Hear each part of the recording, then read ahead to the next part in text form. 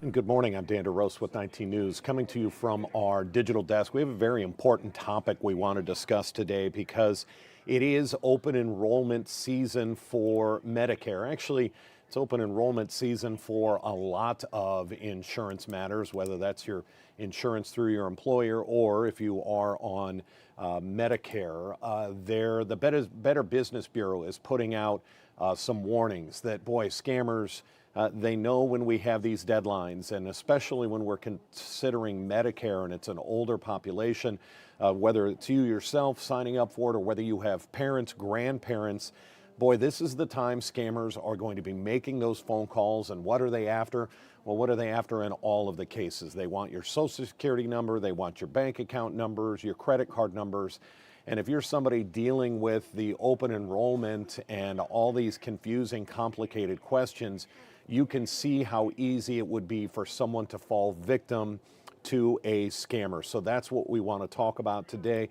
We're going to welcome in Erica Dilworth. She's the Vice President of Operations with the Better Business Bureau here in Cleveland. Erica, thanks for joining us. How are you today? I'm great. Thank you for having me. It's an important topic, and I just want to hit some of these dates real quick.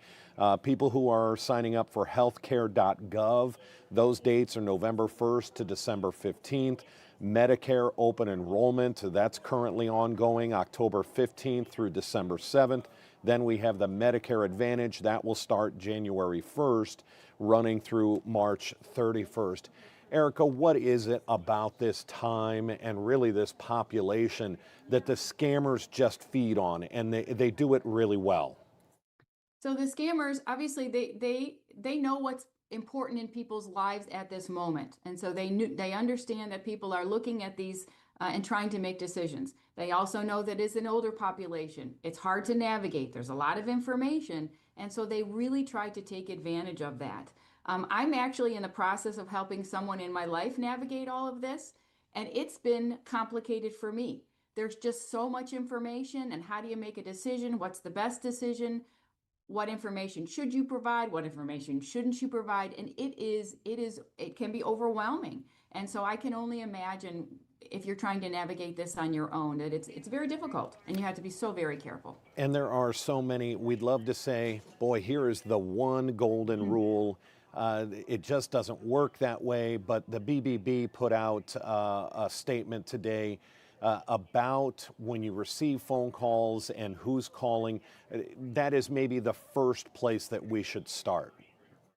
You know, you cannot trust a phone call. You cannot trust your caller ID. You cannot trust what someone says that's truthful on the phone call. You really need to take yourself away from that phone call, not provide information on that phone call, and go to the source directly.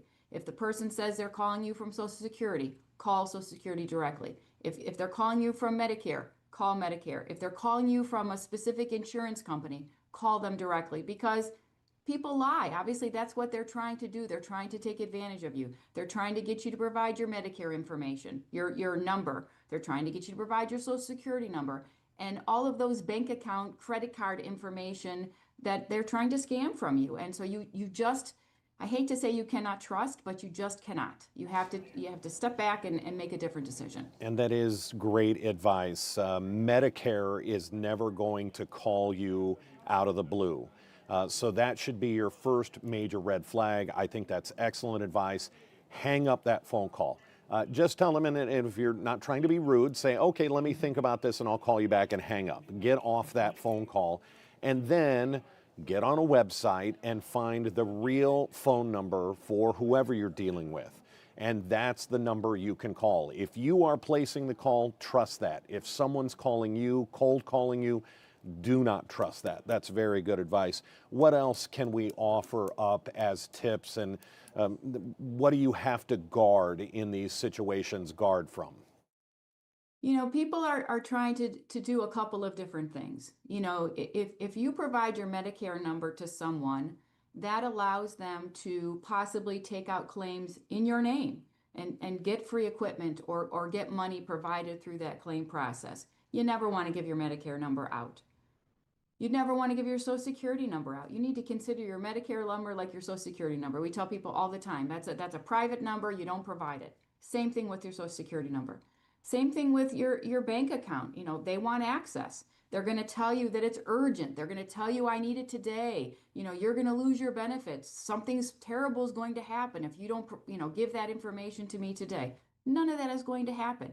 This is a window of time for you to make decisions, and you need to take that time. If you're not comfortable, find a family friend.